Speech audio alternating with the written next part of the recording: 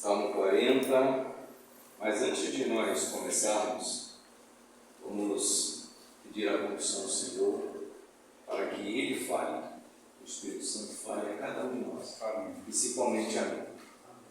Tá? E a gente já está feliz com a introdução que já foi feita, né? O louvor trouxe direção, e a gente está muito feliz já pelo início, pelo que o Senhor já tem trazido, e vamos orar para que o Senhor continue trazendo isso aos nossos corações. Irmão Valmor, por favor. Pai querido, a suficiência da Tua graça, a suficiência do Teu sangue derramado naquela cruz, através desse novo e vivo caminho, o sangue de Jesus, nós podemos chegar até Ti, somente através do Teu sangue chegar até Ti, Senhor. E clamar que o Senhor venha avivar as nossas vidas, que o Senhor venha visitar poderosamente com o Teu Espírito Santo, e que realmente haja revelação, nossos olhos sejam abertos para contemplar a beleza do Teu Filho. Amém. E a negritude da nossa alma, muitas vezes, Senhor, e que estejamos com nossos joelhos, nossos pés, nossos joelhos diante de Ti, Senhor, clamando pela Tua misericórdia. Amém. Fala poderosamente. Nós precisamos do Teu Espírito, Senhor. Ele é o ensinador, é Ele que convence, é Ele que mostra a glória de Cristo, é Ele que nos ensina toda a verdade. Nós precisamos de Ti, Espírito Santo. Oramos em nome de Jesus. Amém. Amém.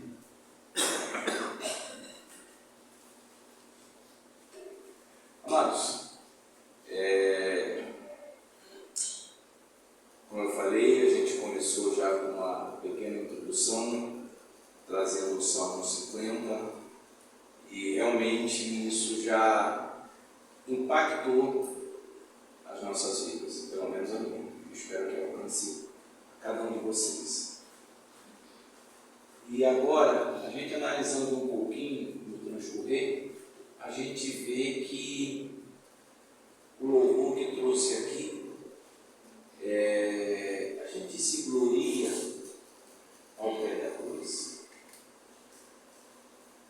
Nós, como filhos de Deus, já fomos salvos, estamos sendo gradativamente sendo trabalhados, sendo agora a nossa alma sendo salva. A gente está ao pé da cruz. É algo que a gente precisa meditar. No Salmo 40, no versículo 4, ele fala assim para a gente: bem-aventurado o homem que põe no Senhor a sua confiança e não pende para os arrogantes, nem para os afeiçoados à mentira. São muitas, Senhor Deus meu, as maravilhas que tem operado e também os teus desígnios para conosco. Ninguém há que se possa igualar contigo. Amém? A gente vê que a palavra de Deus ela é bem clara. Bem-aventurado o homem que põe no Senhor a sua confiança. Deposita, entrega, depende de Deus. Não é nós confiarmos condicionalmente, sabe? Eu confio no Senhor se o Senhor fizer isso. Eu confio no Senhor se os meus projetos serão atendidos. Eu confio no Senhor se eu tiver segurança. Não, irmãos. Aqui é bem claro: bem-aventurado o homem que põe no Senhor a confiança e não pende para os arrogantes, nem para os afeiçoados à mentira. Sabe o que ele pensa aqui? É quando a gente coloca condição. Nós muitas vezes nos tornamos arrogantes quando nós colocamos condição para confiar no Senhor. Quando nós colocamos condição para sermos conduzidos pelo Senhor. É imprescindível a confiança confiança em Deus, a dependência dessa confiança em Deus. A confiança no Senhor é o que determina toda a nossa alegria e esperança. Porque se nós confiarmos, colocarmos um projeto, desenhar, rascunharmos alguma coisa que a gente ofereça ao Senhor como alternativa do projeto que Ele colocou para a gente, nós estamos sendo arrogantes. Nós estamos sendo arrogantes. E a nossa alegria e nossa esperança nunca vai atingir o propósito de Deus. Sabe por quê? Porque provavelmente os nossos projetos não estão em conformidade com a vontade de Deus.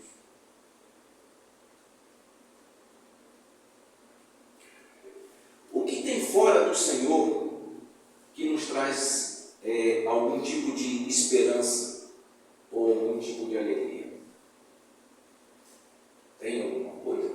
Como filho de Deus, a gente reconhece que fora das Escrituras, debaixo da vontade, dos projetos de Deus, da sua condução, existe algo que nos traga algum tipo de confiança e esperança? Algum tipo de alegria?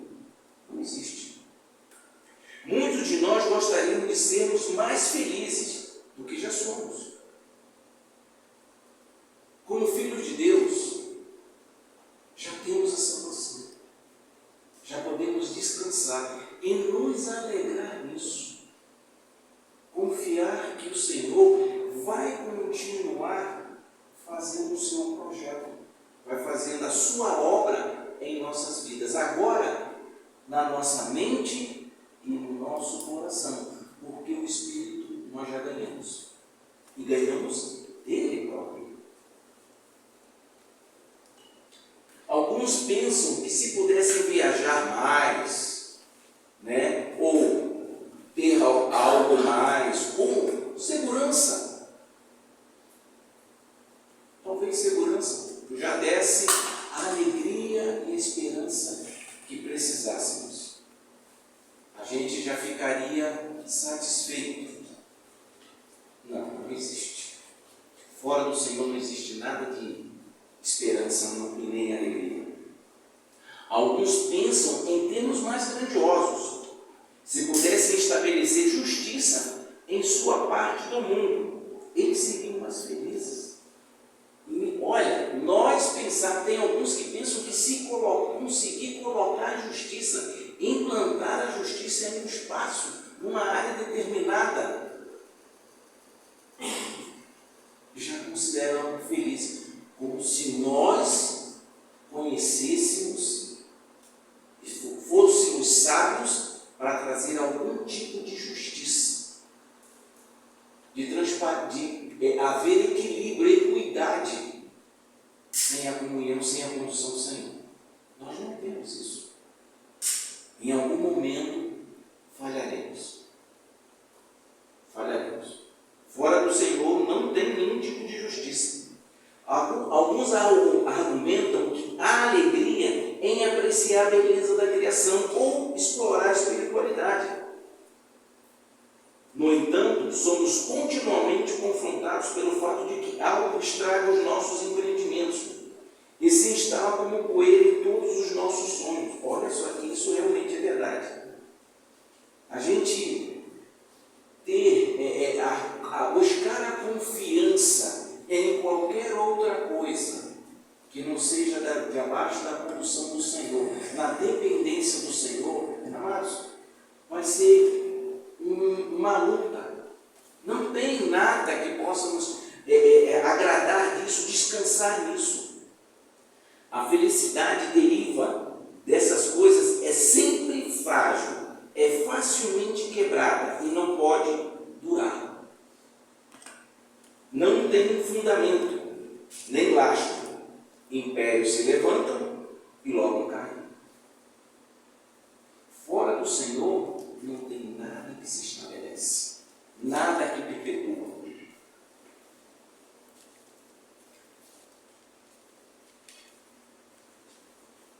A busca pela felicidade e a tentativa de se apegar a ela torna-se um fardo. Alguém tem alguma dúvida disso?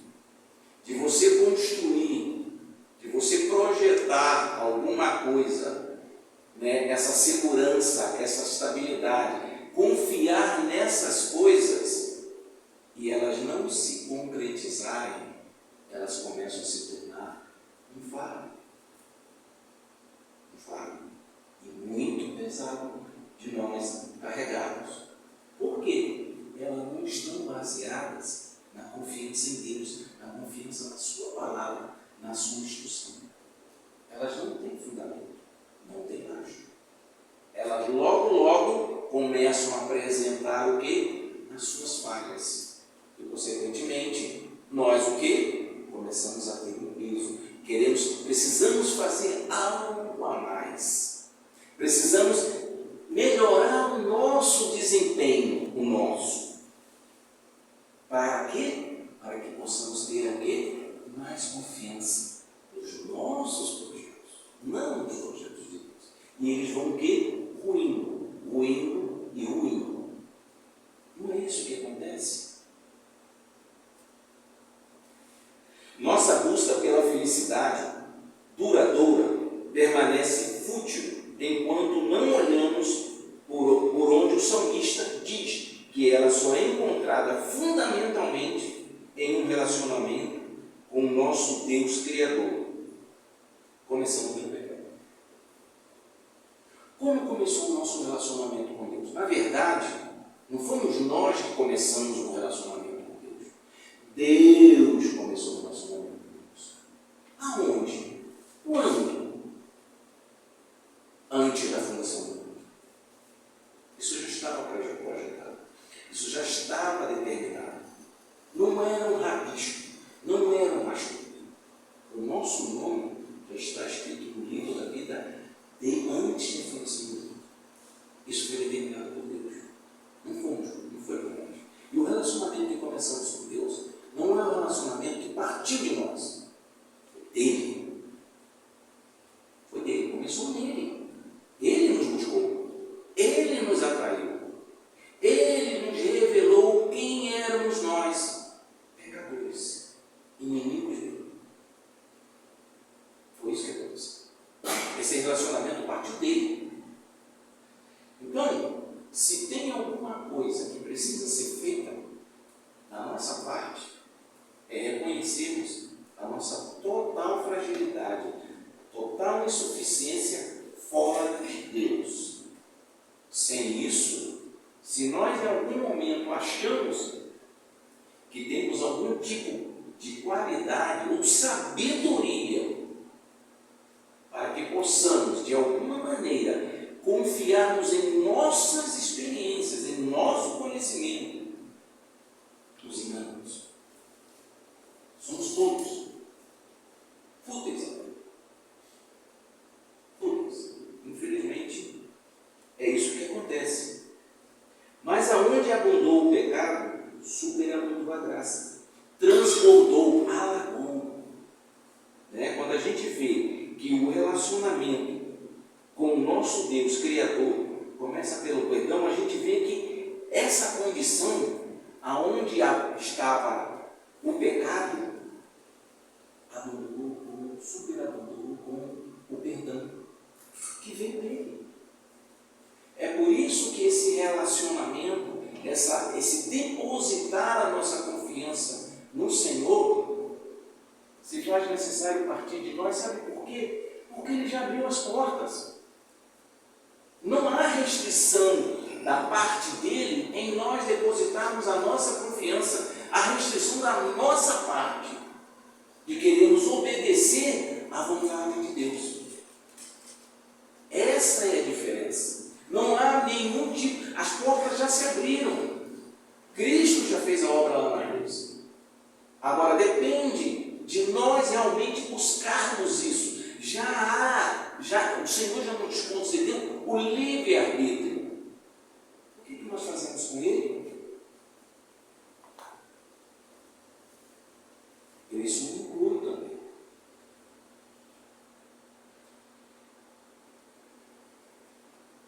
talvez pensemos em não olhar, porque eu ainda não consegui alcançar as minhas metas, os meus projetos. Eu posso ser um cristão e aproveitar algumas coisas que não interferem com a minha vida espiritual. Aproveitar as coisas do mundo. Eu posso? Não, irmãos.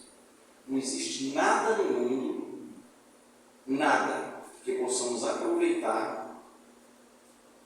que nos mantenha firmes, dependentes do amor de Deus. Não existe. A palavra de Deus, ela nos instrui, sabe o quê? Pais, não esconda a vara dos nossos filhos. Muitas vezes eu me incluo nisso. Como pais, nós negligenciamos essa instrução. Não é para espancar a criança, nem causar pavor nenhum, mas a criança reconhecer que na disciplina existe o amor. E você só pode demonstrar esse amor quando você conhece a instrução de Deus para beber o mundo. Começando comigo. Eu conheço essa instrução, eu respeito essa orientação, eu obedeço essa instrução. Eu confio que o Senhor vai me conceder sabedoria para ser bom pai ou boa mãe. Eu confio que o Senhor vai me abrir a minha mente, me dar conhecimento para que eu passe o conhecimento para o meu filho, para andar nos caminhos do Senhor. Não é nos meus caminhos, é no caminho do Senhor, da palavra. Não é o meu caminho que tem que ser feito, não é a minha vontade que precisa ser feita, mas é a vontade de Deus. Eu já apresentei com meu filho a palavra, instruindo quem é o Deus, quem é o meu Deus. Eu já fiz isso. Como cônjuges, a palavra fala que marido, ame a sua esposa como Cristo amou a sua igreja. E fez o quê? Se entregou. Maridos, nós nos entregamos às nossas esposas como Cristo se entregou à igreja. Nós cuidamos da nossa esposa como Cristo cuida da sua igreja. Nós zelamos, nós transmitimos segurança. Mulheres, sede submissas. E aí? Cristo foi submisso ao Pai. Foi até a cruz. Mulheres, somos submissas do Senhor aos nossos maridos? Somos.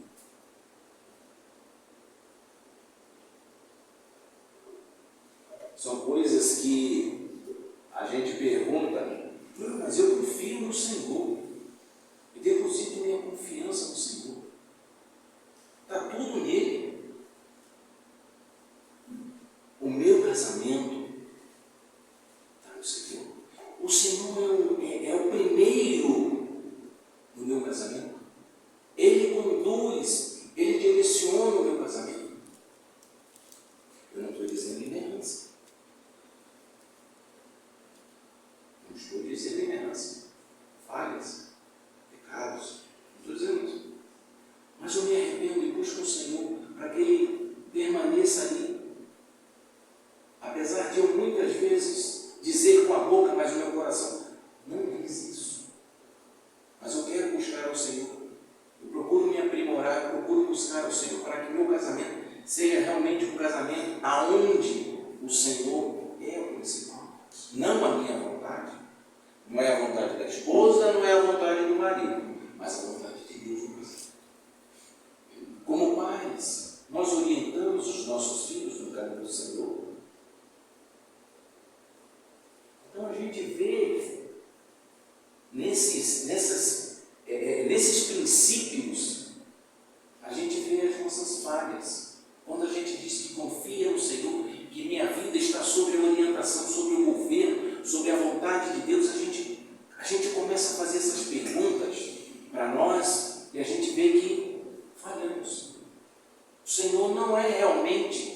aquela pessoa que eu confio plenamente. Por quê? Porque eu não sigo a vontade dele.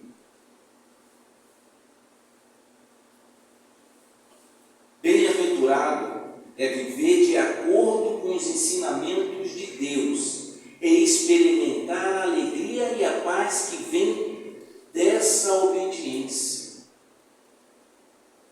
A gente pode dizer que experimenta totalmente a obediência do Senhor. É uma condição de felicidade que transcende as circunstâncias externas e está baseada em uma conexão profunda com Deus. Olha só, é uma condição de felicidade que transcende as circunstâncias externas e está baseada em uma conexão profunda com Deus. As coisas, as adversidades vão vir, sim, por causa de nós mesmos.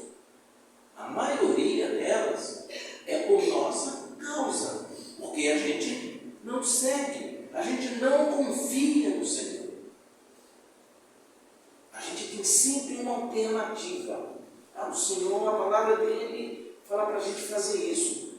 Mas se eu fizer, vou trazer um pouquinho para cá, será que o Senhor vai ficar chateado? O que aconteceu lá em Êxodo? Depois de atravessarem, depois de tudo que aconteceu, lá no Egito, atravessou o Mar Vermelho,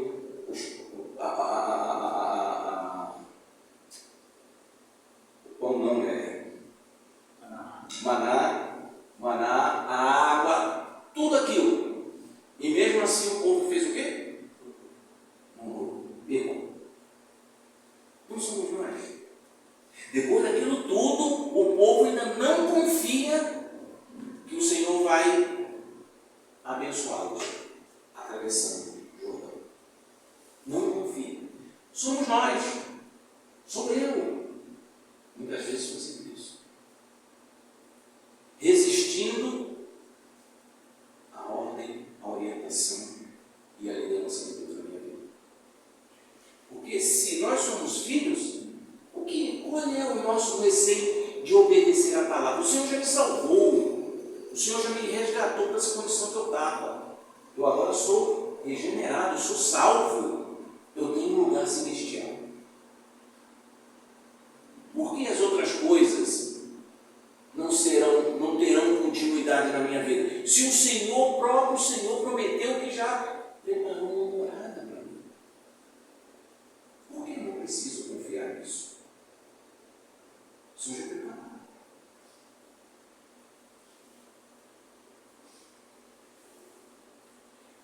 Bem-aventurado o homem que põe no Senhor a sua confiança e não pende para os arrogantes e nem para os afeiçoados à mentira. Salmo 2. Salmo 1, 2.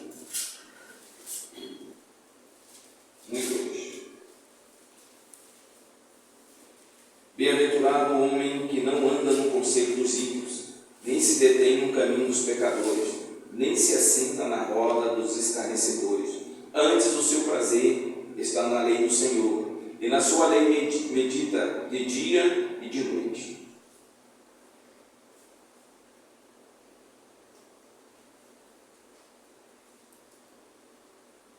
Confiança. Ele segue as diretrizes, ele segue a vontade de Deus, ele segue os conselhos do Senhor. Ele segue. Esse é o bem-aventurado, o homem que não anda no conselho dos ímpios. O que nós fazemos? Muitas vezes nós buscamos o conselho do mundo lá fora, as pessoas lá de fora que não são filhos de Deus, que não conhecem a palavra, não temem a Deus, buscam a orientação. Erroneamente. Sabe por quê? Um dos maiores medos nosso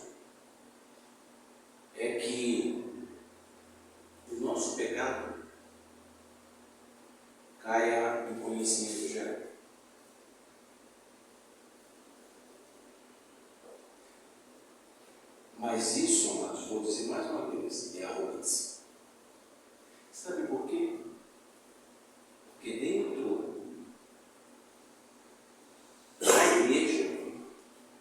igreja, existe conselho, orientação certa. E também revela o amor de Deus. No mundo aí fora, não está preocupado com o resultado, não. E nem com sua mudança de vida. Nem as consequências dos seus atos. E nem se você vai ou não se arrepender. Mas a palavra de Deus está preocupada com isso. Com o nosso arrependimento, da nossa mudança de pensamento. A palavra de Deus está nisso. Ela traz isso.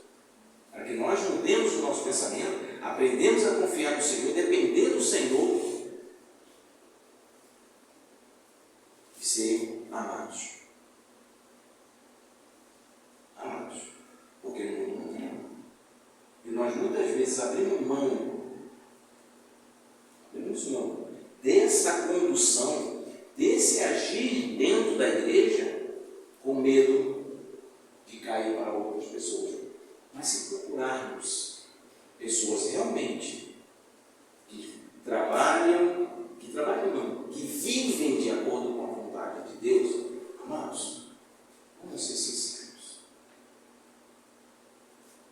É o melhor lugar onde a gente pode encontrar paz, aonde a gente pode encontrar consolação, aonde a gente pode encontrar amor.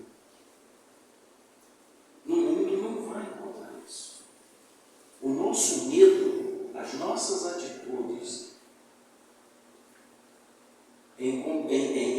baseados no medo ou na ira, nos levam a outro pecado. Falta de temor ao Senhor, falta de reconhecer que Ele é o nosso único e poderoso Deus. Nós não fazemos isso. Com medo nós temos outra atitude. E fugimos de Deus.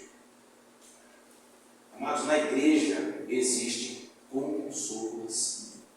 Na igreja existe aconselhamento. Na igreja encontramos paz. Pelo menos eu posso dizer por essa. As outras eu não posso garantir.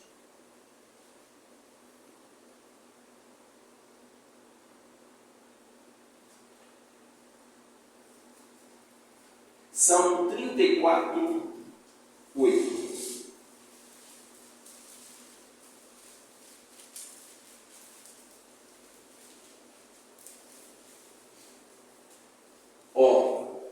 Provai e vede que o Senhor é bom. Bem-aventurado o homem que nele se refugia.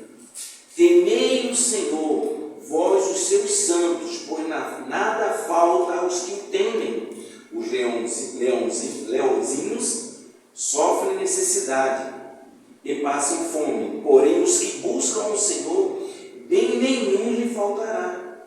Vinde, filhos, e escutai-me, e eu vos ensinarei o temor do Senhor. Quem é o homem que ama a vida e quer longevidade para ver o bem? Refreia a língua do mal e os lábios de falarem dolosamente. Apartai-te do mal e pratica o que é bom. Procura a paz e empenha-te por alcançá-la.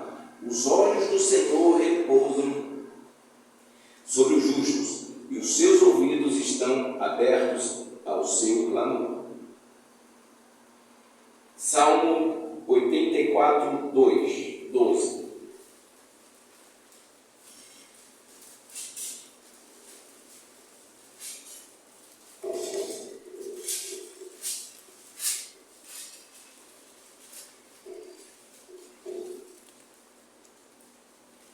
Ó Senhor dos exércitos, feliz é o homem que em ti confia.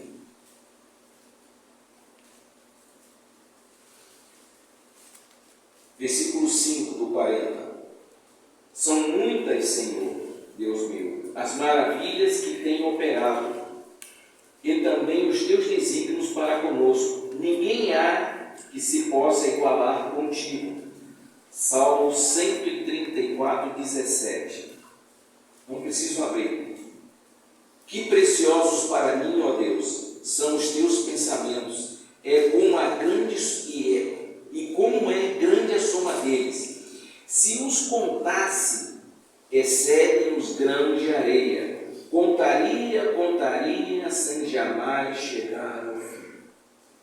Essa é a sabedoria do Senhor. E isso já está exposto para nós. Já está depositado, já está à nossa disposição. Já está. Não vai ser. Já está. Aí a gente pergunta, mas como? Aonde? Na palavra. Fala tudo o que nós precisamos. Já está escrito.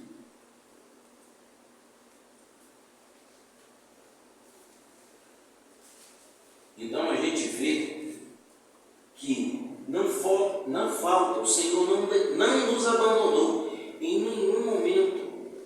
O Senhor não deixou nós à revelia depois da salvação.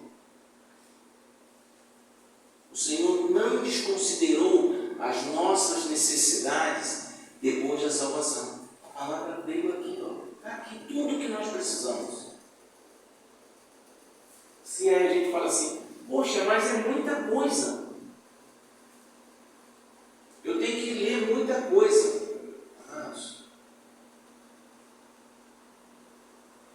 Cada vez que nós lemos a palavra de Deus e deixamos o Espírito Santo conduzir as nossas vidas, o Senhor revela muito e muito mais para cada um de nós, para que possamos ter uma vida consagrada, uma vida que revela e que testemunha o Senhor. Não existe a consideração, a hipótese para nós, de nós acharmos que se dedicarmos algum tempo na leitura, isso vai ser desperdício de tempo. Não, irmãos. Se você reconhece que Deus te salvou, que me salvou, e a gente não prestigia, não considera a palavra de Deus como um instrumento, como alimento. É alimento. O corpo precisa do alimento físico. O espírito, a alma, elas precisam do alimento espiritual. Isso a gente só encontra na palavra. Fora dela, não tem.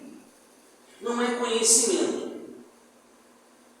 Conhecimento, experiência não serve. Instrução. Palavra de vida. Essa sim. Essa instrução, isso aqui significa vida. Não tem nada fora da palavra de Deus. É a palavra de vida. Isso muda totalmente a nossa intimidade. Isso muda totalmente a nossa comunhão. Por quê? Como aconteceu em Coríntios. Os coríntios lá, eles já tinham instrução. Mas por que eles continuaram a viver pelo menos na primeira carta? Por quê? Porque eles não buscaram essa intimidade, a comunhão e essa confiança do Senhor. E as nossas vidas tendem a acontecer a mesma coisa. Se nós não buscarmos a instrução e não depositarmos a nossa confiança no Senhor. A concupiscência, as coisas da vida, elas vão nos enganar, vão nos enredar. A soberba, ela é enganosa. Ela é enganosa.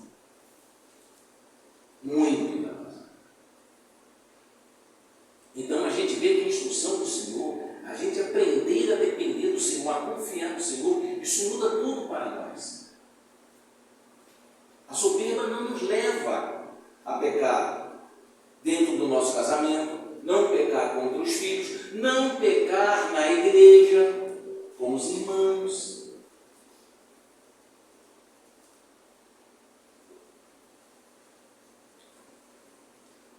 Salmo 55, 8.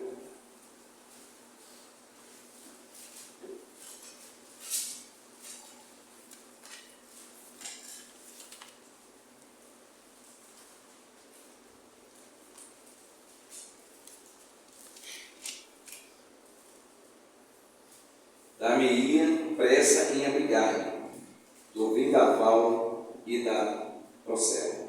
Destrói, Senhor, e confunde os seus conselhos, porque vejo violência e contenda na cidade.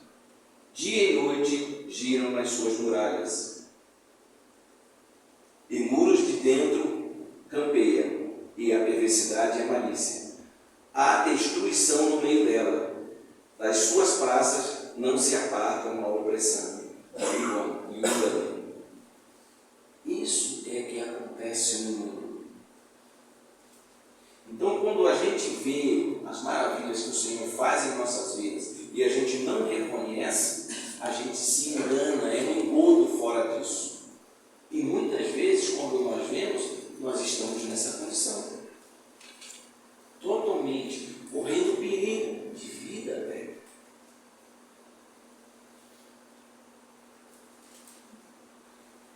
Salmo, o versículo 8.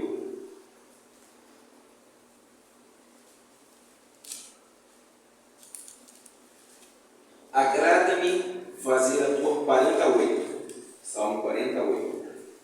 Agrada-me fazer a tua vontade, ó Deus meu. Dentro do meu coração está a tua lei. Se a gente traz isso aqui para nós, a gente pensa assim: como fazer isso? Como fazer está a tua lei? Como fazer a tua vontade? Um exemplo, Mateus 26, 39. O que nos diz em Mateus 26, 39?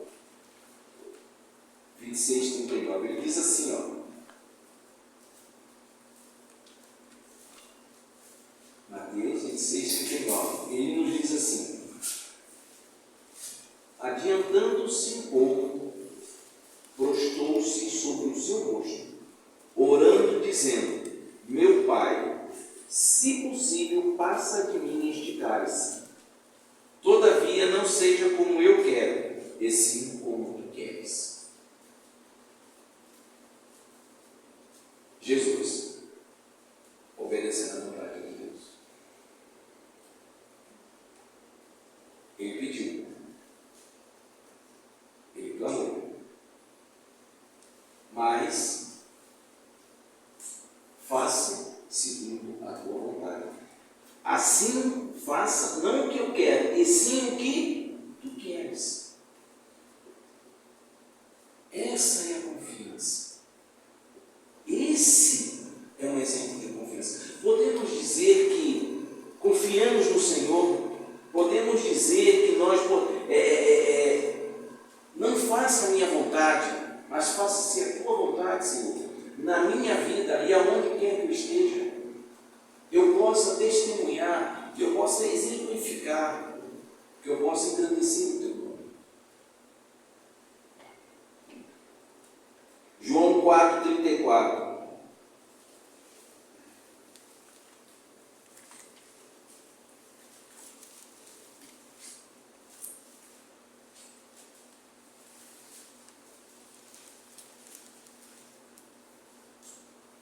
Disse-lhe Jesus: a minha comida consiste em fazer a vontade daquele que me enviou e em realizar a sua obra.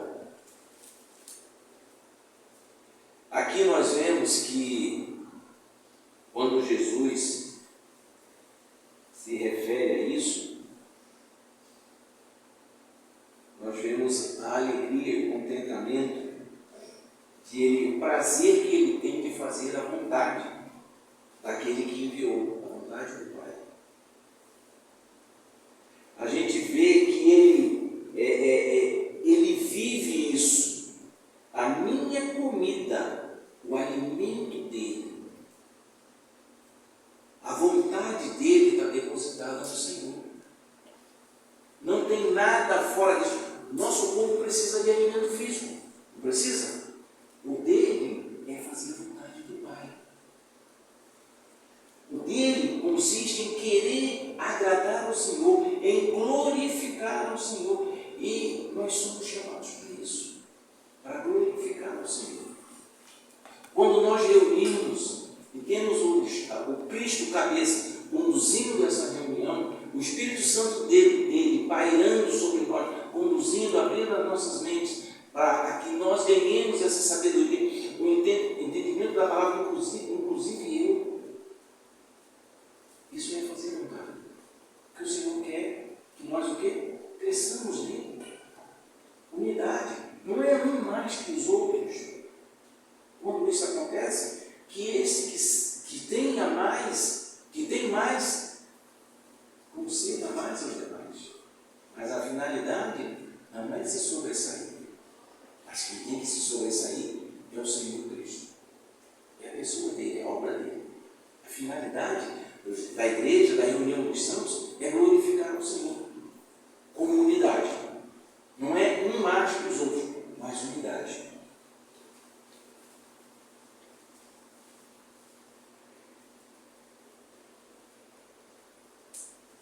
O 40:17. Ele fala assim: eu sou pobre e necessitado, porém o Senhor cuida de mim. Tu és o meu amparo e o meu libertador. Não te detenhas, ó Deus meu. Aqui a gente vê o salmista reconhecendo a condição dele. Eu sou pobre e necessitado. Nós precisamos reconhecer a nossa condição, primeiramente, para a gente aprender a depender do Senhor, a confiar nele. A primeira condição é nós entendermos quem somos nós, qual é a nossa verdadeira situação. Ele aqui reconhece: eu sou pobre e necessitado. Muitas vezes nós vamos para o Senhor cheios de nós mesmos,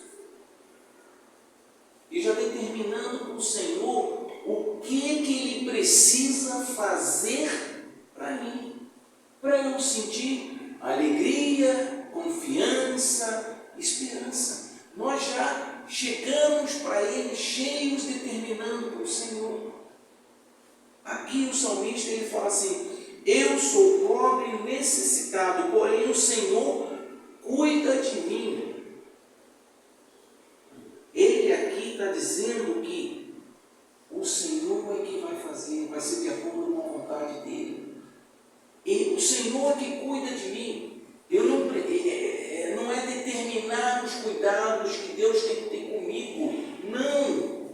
O cuidado do Senhor, esse sim é que importa para mim. Como Ele cuida de mim? Como o Senhor cuida de mim? Salmo 127.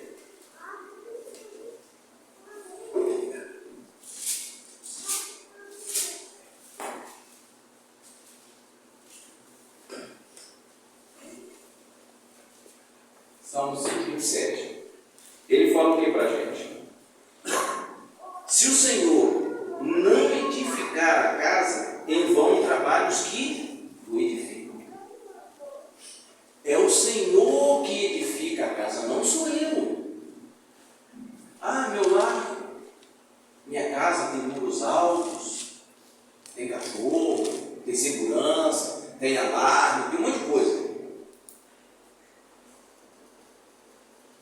Isso é minha segurança?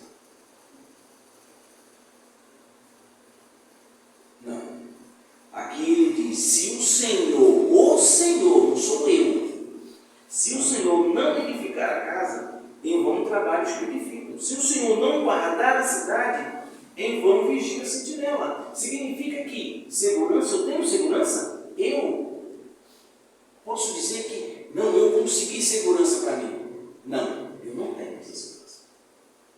Eu não consigo passar essa segurança para a minha família. Eu não tenho. Mas se o meu Senhor, que cuida de mim, e eu confio nele,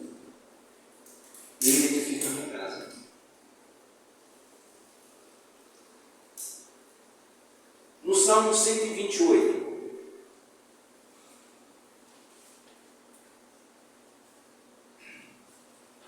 Olha só, de novo, bem-aventurado.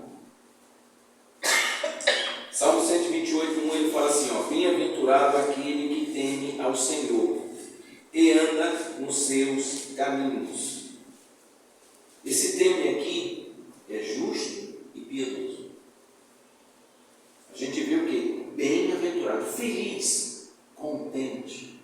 É o homem que anda nos seus caminhos, que o teme. Do trabalho de suas mãos comerás. Feliz será e tudo irá bem. De novo, bem-aventurado.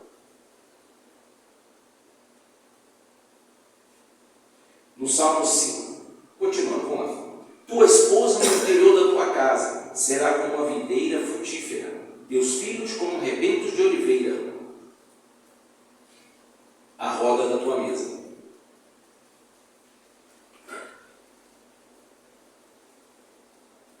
Essa esposa aqui,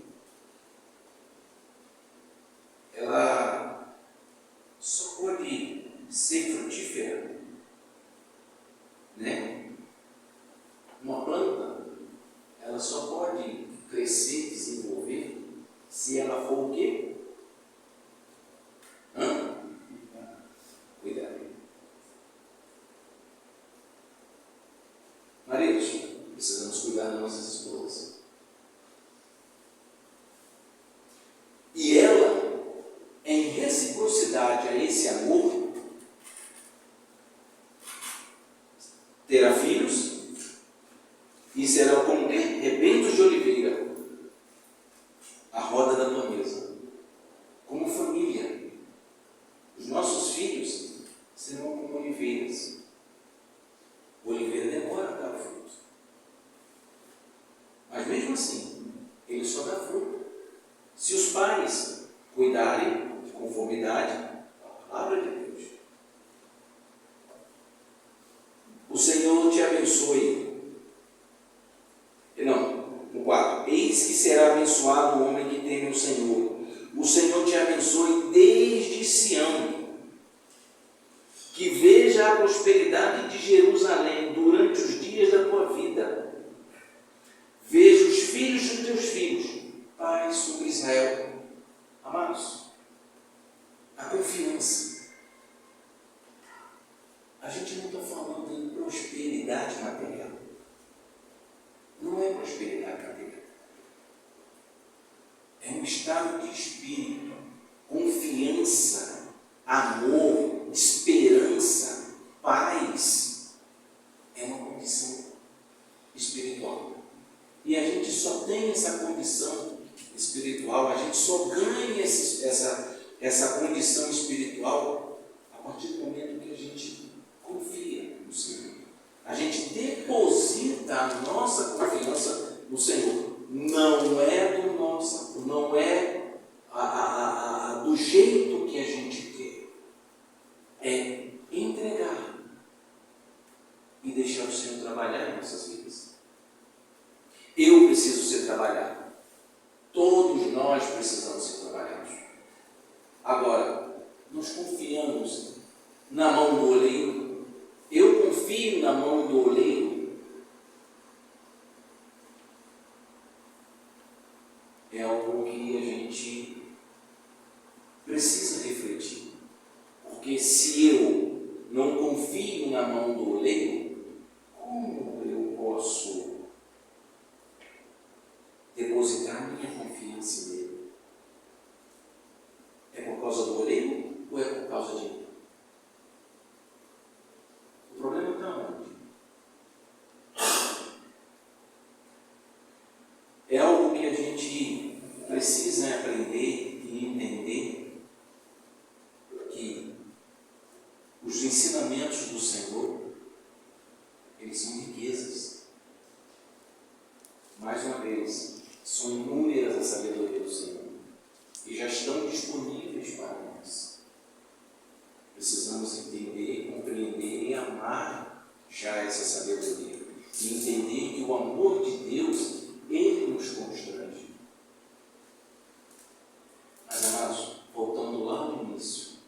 A gente já entendeu o perdão de Deus para as nossas vidas?